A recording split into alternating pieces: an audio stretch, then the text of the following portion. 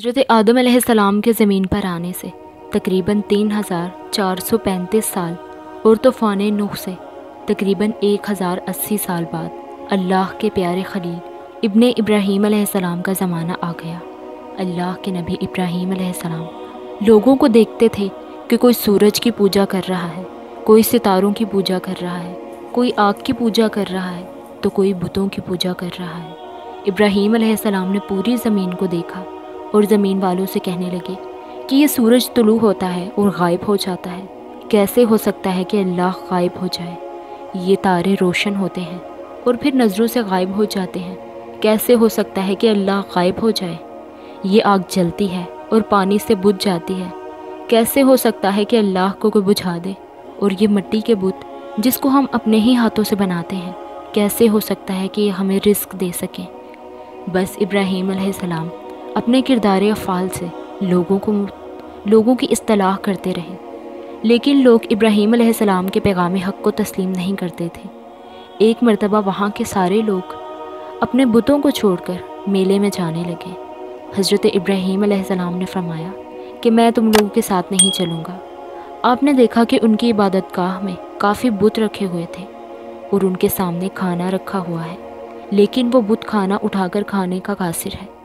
آپ بآواز بلند کہنے لگے کہ یہ گمراہ انسان تم کو خدا سمجھ کر تمہاری ہی پوجا کرتے ہیں، تمہیں اپنا رزق دینے والا سمجھتے ہیں، لیکن افسوس ہے کہ تم میں اتنی بھی طاقت نہیں کہ یہ کھانا اٹھا کر کھا سکو۔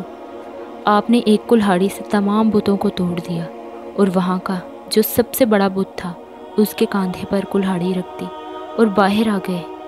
جیسے ہی وہ لوگ میلے سے لوٹے تو انہوں نے دیکھا کہ ان کے سارے بت ٹوٹے ہوئے ہیں۔ وہ غضبناک ہو کر ادھر ادھر بھاگنے لگے، ایک دوسرے سے پوچھنے لگے کہ یہ کس کی حرکت ہے۔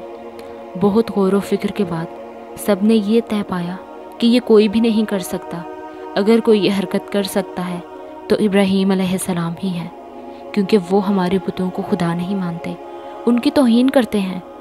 جناب ابراہیم علیہ السلام کے پاس آ کر سب کہنے لگے کہ یہ تم نے کیا کیا ابراہیم؟ ابراہیم علیہ السلام نے فرمایا کہ وہ جو بڑا بت ہے جس کے کاندھے پر کلہاڑی رکھی ہے، دیکھو پوچھو شاید اس نے کیا ہو۔ وہ سب کہنے لگے کہ یہ بت دوسرے بتوں کو کیسے توڑے گا؟ ابراہیم علیہ السلام فرمانے لگے جب یہ بت دوسرے بتوں کو توڑ نہیں سکتا تو تم لوگوں کا خدا کیسے ہو سکتا ہے؟ تم لوگوں کی حفاظت کیسے کر سکتا ہے؟ اے لوگو ڈرو، اللہ تو وہ ہے کہ جو ہر چیز پر قادر ہے۔ یہ بات وہاں کے لوگوں کو سخت ناگوار گزری اور وہاں کا جو بادشاہ تھا جو اپنے آپ کو خدا کہلواتا تھا، اس کا نام نمرود تھا، وہ کہنے لگا کہ یہ ہمارے خداؤں کو نہیں مانتا تو ہم اس کا ایسا حشر کریں گے کہ دنیا اس کے کفر کی مثال دے گی۔ بس اس نے ایک پتھر والی زمین کا انتخاب کیا اور دور دور تک اس جگہ کو چاروں طرف سے پتھروں کی بار کے ساتھ گھیر دیا گیا، اور پھر سب مل کر لکڑیاں جمع کرنے لگے۔ لوگوں نے کہ جن میں بچے اور عورتیں بھی شامل تھیں مل کر لکڑیاں جمع کرنے لگے، اس جگہ جمع کرتے رہے کہ ایسی بڑی آگ جلائیں گے اور اس میں اس طرح ابراہیم کو جلائیں گے کہ دنیا عبرت حاصل کرے گی۔